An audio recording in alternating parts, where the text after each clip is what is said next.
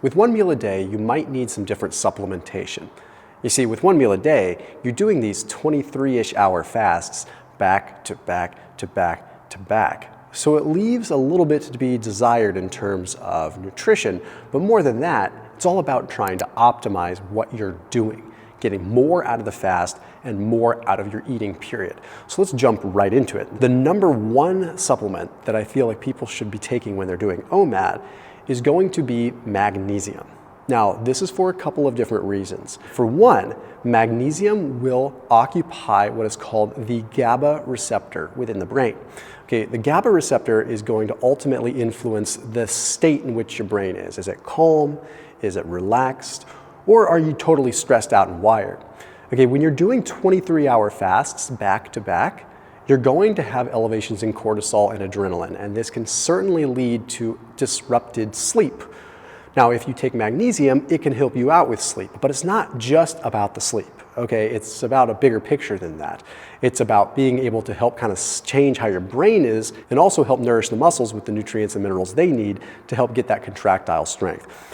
What I would recommend with magnesium is typically what is called dimagnesium malate, or just magnesium malate if you can't find that. Okay, that is a more universal magnesium that saturates a little bit better and doesn't just go right through you. You want to avoid magnesium citrate, okay, especially after one meal a day type fasting. It's going to go right through you. Okay, magnesium glycinate is a second place bet. That's one that you have closer to bedtime to help you sleep. Definitely something you want to have in your arsenal, and probably the most important one if you don't take anything else. Secondly is going to be coenzyme Q10, CoQ10.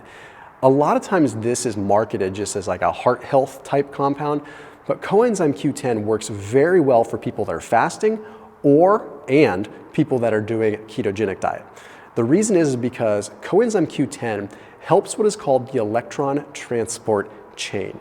So when we're processing energy from food, we are taking electrons from the food, and those electrons are ultimately passed through what is called our proton gradient, and they're essentially going through this transport chain that's quite complicated. You might remember it from sophomore biology class, but that's essentially how we end up ultimately creating energy. When we're doing a lower carb or fasting protocol, we are already improving the efficiency of how this energy gets to the cell. Coenzyme Q10 just fuels that fire even more. I want you to imagine if I was throwing a baseball, okay, and my friend had a really small catcher's mitt. He would have to move that mitt all over the place to catch that baseball. Imagine that baseball is an electron, okay? Hard to catch.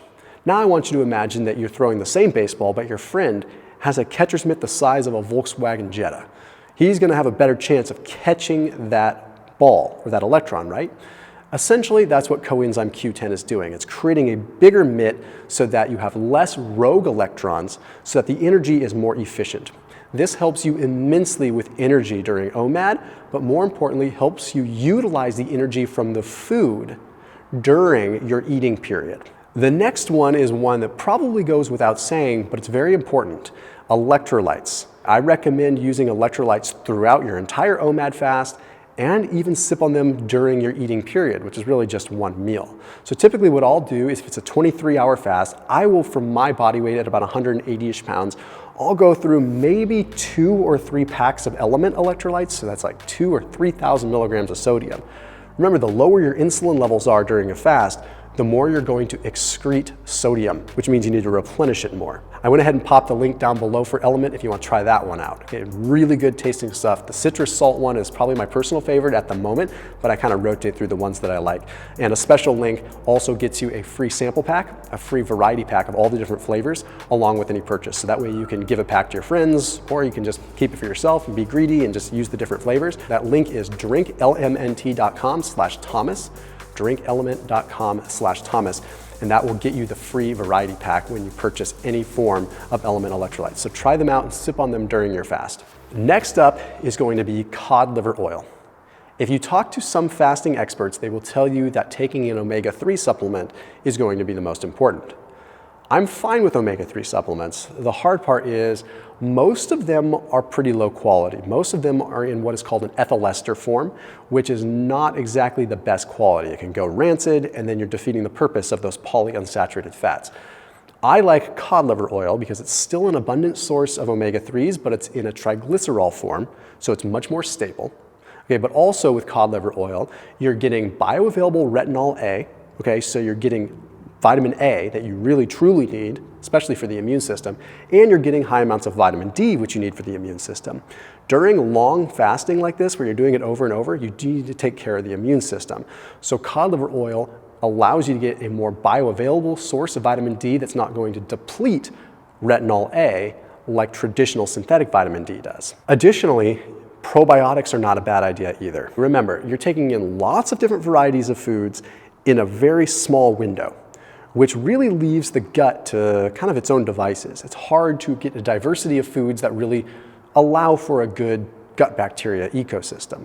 So it's like, especially if you're eating the same thing over and over again, your diversity of your gut bacteria gets less and less and less and less.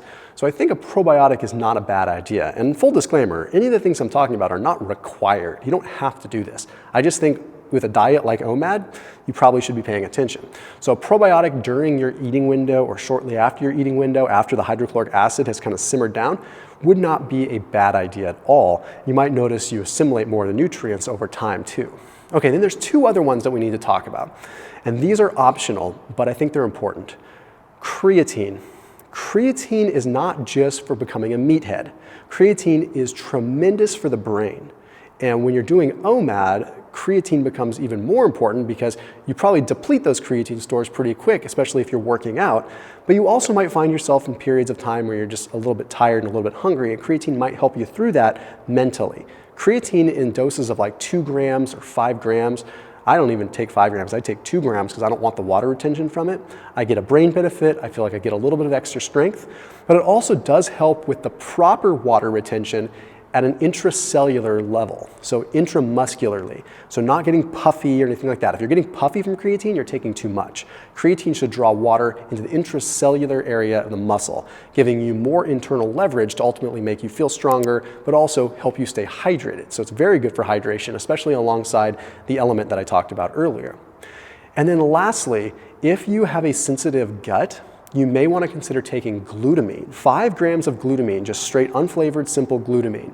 The thing with glutamine is it's powerful because its impact on A, the gut mucosal layer. It helps support the collagen that builds the mucosal layer, but it also directly gets depleted when you're nutrient deprived or when you're exercising. There's a lot of research surrounding endurance athletes needing to add glutamine back in to support their immune system. And when you're fasting as much as you are in this particular case, glutamine becomes pretty important. So again, you can throttle it, you can try it out. It's dirt cheap, so it's not like it's hard to get. And it's something that might add that extra benefit you need to get more out of your OMAD diet. So as always, keep it locked in here on my channel. See you tomorrow.